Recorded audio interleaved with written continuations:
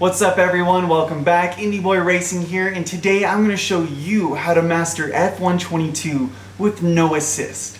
And the first assist we're going to be turning off today is traction control, because if you can master this game without traction control, I'm going to be honest, you're the world champion in my book, alright?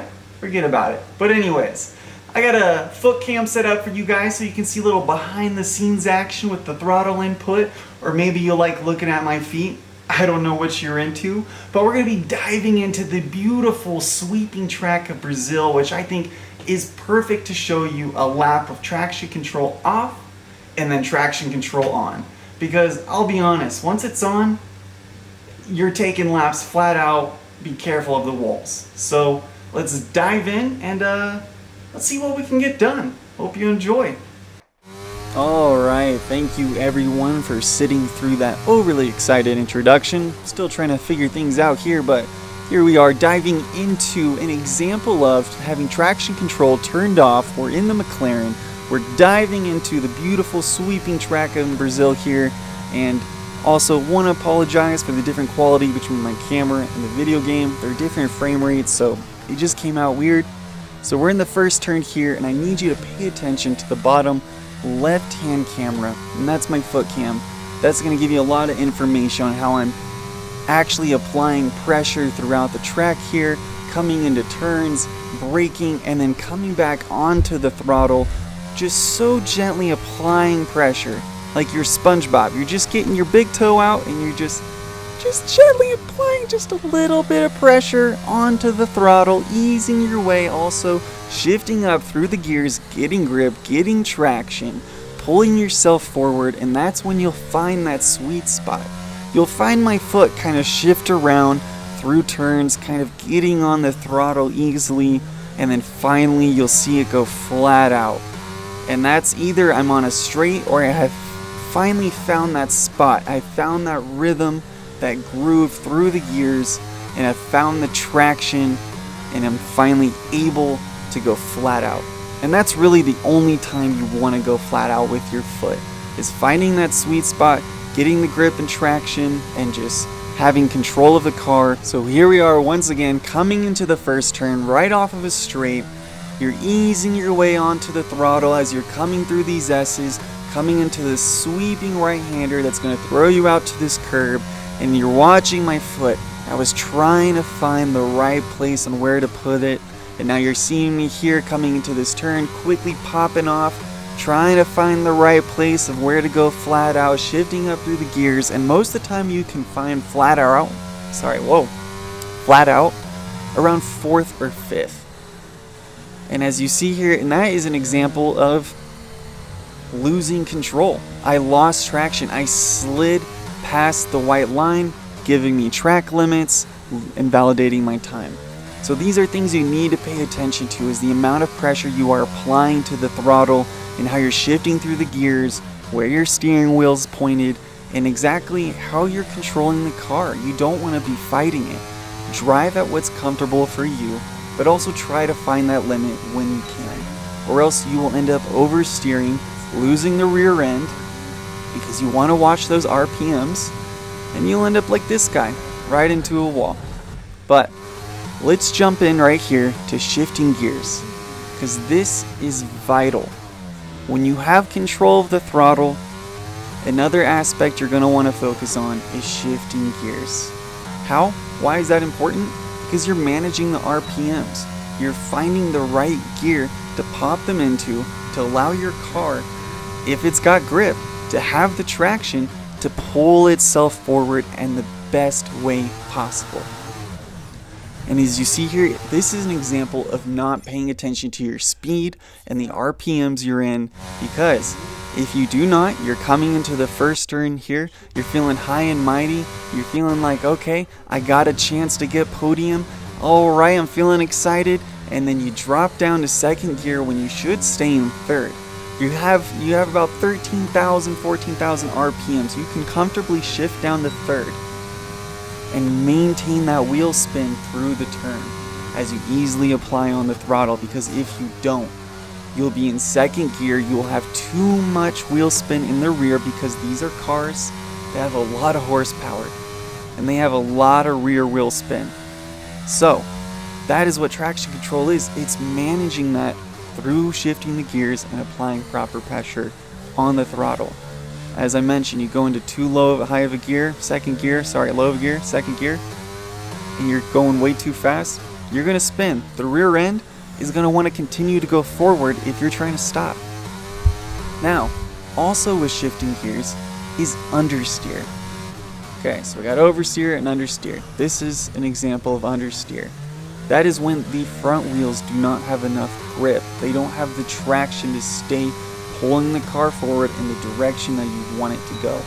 So you're gonna, I'm getting a little dry here. So you're gonna find yourself fighting the steering wheel, going too far out. You're losing traction and grip. You're sliding. You're gonna do some damage to your tires. Get some bald spots probably. So what does that mean? You were probably flying way too fast. You shifted down, lost a little bit of momentum, turned a little too hard when the car was still moving forward, as you see here a bit. And essentially, it's not turning because there's no grip, no traction. You're in too high of a gear when you should be lower, second or third, and it's just not getting the wheel spin. It's just not moving fast enough properly because of the way you manage the turn. It's a weird way of explaining it, but you will feel it when you are driving. You will feel yourself staying in fourth gear, trying to take the turn super sharp. The wheels they should be spinning a little faster. That's why you need to drop the gears down. And you will end up understeering. Alright, enough about understeering and shifting gears. Let's get into another very important factor when it comes to understanding traction control and having that assist turned off and being able to manage it yourself. And that is steering input. How are you controlling the steering wheel? How are you taking your turns? What is the input you are given? Because you want to time this perfectly with your feet just about. You don't want to be going flat out on a straightaway coming out of a turn if your steering wheel is pointed in a different direction. You gotta have that reaction time to be able to snap that steering wheel into place, ease your way onto the throttle, and then go flat out. It's all timing, it's all finding a rhythm, it's being in the same motion. It's like drumming just about. Everything's gotta be doing different things, but all in the same time. Now, there's a turn up here that gives a perfect example of having too much steering input when you should be going flat out on a straightaway. Here we are coming into this left-hander. You see my steering wheel was still pointed to the left, but I was like, okay, here we are coming onto a straightaway. Let me start applying more pressure to the throttle and start spinning. Start going straight. Well, that's not what happened. I started spinning like I just said. And that's because all that wheel spin and my steering wheel still pointed left, that's just going to take me to the wall. So what you want to do coming out of turns is you want to make sure that steering wheel snaps right into place, ease your way in to the throttle, and then once you find that sweet spot, go flat out. Don't do what I just did. Even if you find yourself going a little too slow, you still want to ease your way in. You don't want to start getting, you start wanting to fishtail, okay? Don't want to fight the car. Find that sweet spot. Slow in, fast out. And if you're just learning, slow in, slow out.